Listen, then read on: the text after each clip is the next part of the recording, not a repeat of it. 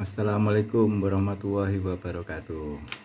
Salam sehat dan sejahtera bosku semua. Semoga bosku semua mendapatkan limpahan rezeki yang banyak dan melimpah. Amin amin ya robbal alamin. Sebelumnya mohon izin buat para suhu dan subuh, juga pada senior yang sudah ahli di bidangnya. Kali ini sekedar sharing yang saya ketahui dan sangat membutuhkan masukan dari para subuh senior semuanya mengenai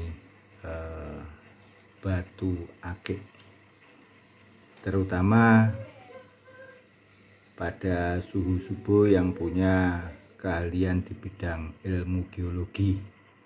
Pasti pencerahannya akan sangat mumpuni. Nah, kebetulan saya tidak ada pengetahuan sama sekali mengenai geologi dan hanya dasarkan dari pengamatan saja, maka ini sharing yang saya lakukan.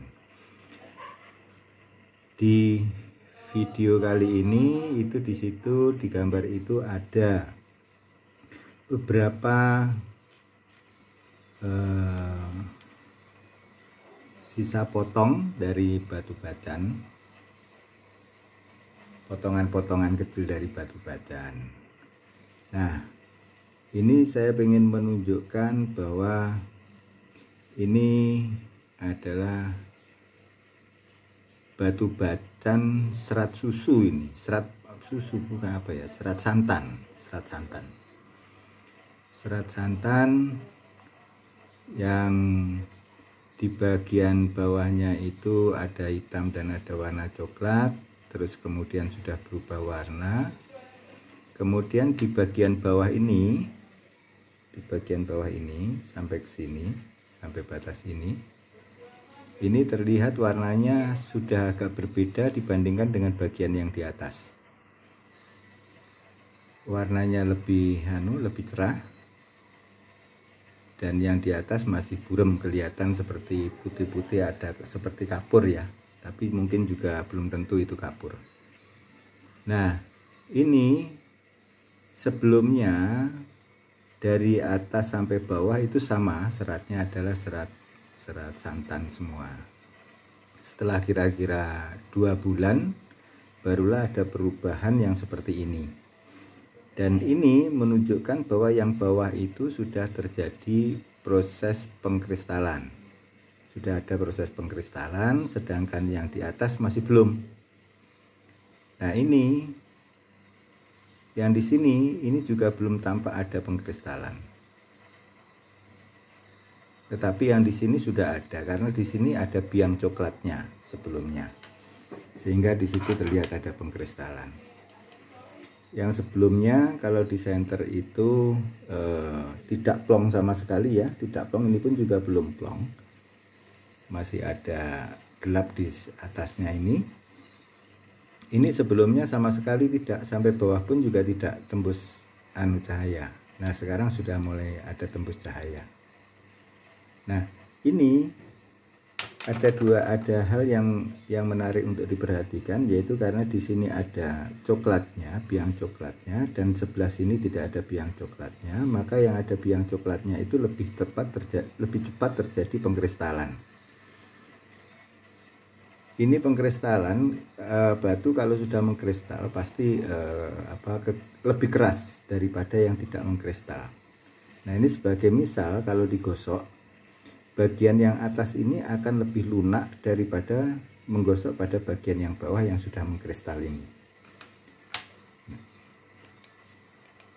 Itu perbedaannya sudah mengkristal atau tidak. Dan semakin mengkristal otomatis akan makin keras, batunya akan makin keras. Nah, di sini juga belum ada kristalnya. Ini perubahan dari batu yang menuju ke kristal, sehingga yang disebut juga dengan batu metamorfosis ya, batu mengalami metamorfosis. karena batu itu mengalami perubahan bentuk dan warna. Nah, perubahan bentuk itu bukan berarti bahwa bentuknya dari seperti ini terus kemudian berubah menjadi bentuk yang lain, tidak seperti itu, tapi bentuknya yang dimaksud bentuk adalah terbentuknya kristal yang sebelumnya belum mengkristal. Nah, itu yang disebut perubahan bentuk. Nah, batu yang bermetamorfosis atau disebut batu metamorf itu batu yang dibentuk karena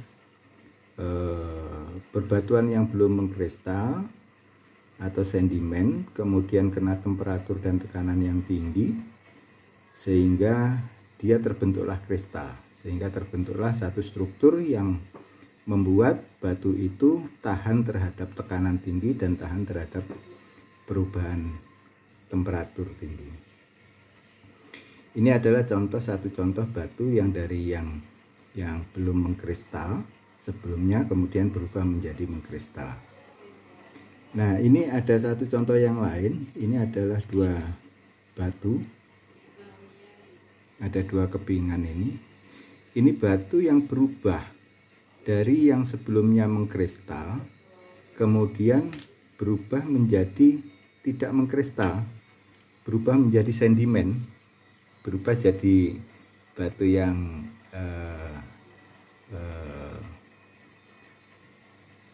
memiliki satu susunan kristal, menjadi susunan kristalnya menjadi hancur dan menjadilah sedimen. Ini sebelumnya tembus senter, sekarang menjadi tidak tembus senter. Tembus senternya seperti ini.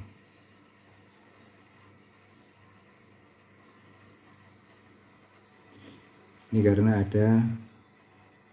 ada perubahan. Nah, perubahan dari kristal itu disebabkan karena kalau pembentukannya didasarkan pada tekanan dan temperatur yang tinggi, tekanan tinggi dan temperatur yang tinggi, dan susunan kristal juga ditentukan oleh senyawanya. Jadi perubahan menjadi sedimen kembali itu disebabkan karena ini sudah ada di udara luar ya, bukan di dalam tanah, maka kemungkinannya adalah terjadi karena adanya perubahan kimia, dan penyebabnya perubahan kimia itu secara detail keilmuannya saya kurang tahu sama sekali. Nah, ini adalah satu contoh mengenai batu yang sebelumnya kurang mengkristal berubah menjadi mengkristal, dan kemudian batu yang sebelumnya mengkristal berubah menjadi tidak mengkristal. Nah, ini perubahan ini bisa terjadi di batu kita. Oleh karena itu, pada saat kita membeli atau memiliki batu bacan, jangan lupa untuk memeliharanya, dan pemeliharaan itu cukup mudah, yaitu dengan dilakukan oksidasi. Itu sudah cukup. Setiap setelah dipakai dioksidasi, malamnya dioksidasi, terus kemudian paginya dipakai lagi. Itu kalau rajin, kalau nggak rajin ya bisa seminggu 2 kali atau seminggu 3 kali. Nah, cara mengoksidasi contohnya gampang, saya ambilkan sebentar.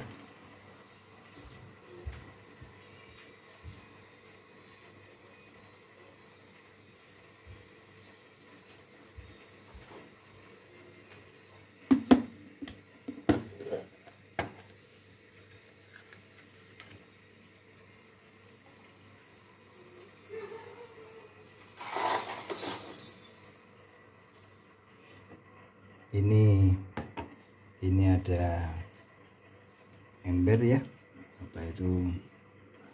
ember yang diisi dengan air. Syukur-syukur kalau airnya air murni bagus. Kemudian agar cincin kita itu, ring kita tidak karatan, kita taruh satunya lagi.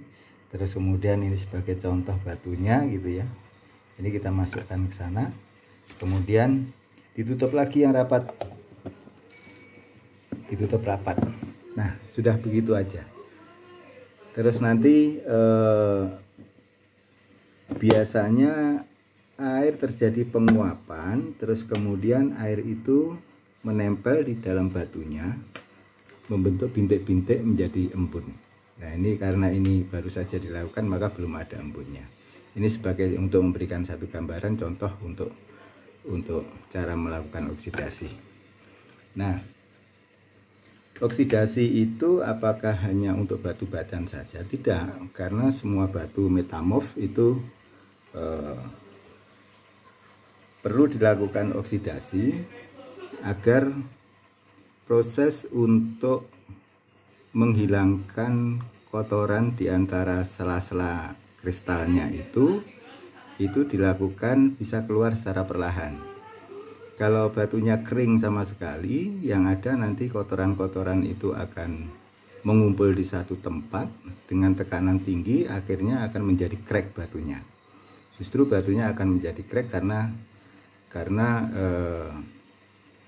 dia kotoran itu akan menuju satu titik kumpul, di mana titik kumpul itu adalah kristalnya yang tidak tersusun dengan rapi. Nah, setelah itu dia tidak punya jalan keluar, dia membuat satu tekanan besar yang membuat batu itu crack. Dan itu semuanya dilakukan, baik itu batu bacan, batu Sungai Dareh maupun batu ini Sungai Dareh ya, maupun batu ini Indocrest putih, maupun batu serpentin ataupun batu serpentin. Demikian bosku semua mengenai sedikit sharing berkaitan dengan apa yang saya ngerti, dan saya mengharapkan adanya komen dari bos-bosku semua, dari suhu, dari senior, agar kita semuanya mendapatkan satu masukan yang bagus lagi. Kalau suka mengenai video ini, jangan lupa untuk di like, subscribe, bunyikan lonceng, sehingga pada saat nanti ada pembaharuan atau video yang baru lagi, ada notifikasi di YouTube-nya bosku semua. Tak lupa apabila ada salah kata ataupun salah materi, mohon maaf yang sebesar-besarnya, dan bila ada salah materi mohon untuk dikoreksinya. Terima kasih atas perhatiannya. Jangan lupa subscribe ya bosku ya. Terima kasih. Wassalamualaikum warahmatullahi wabarakatuh.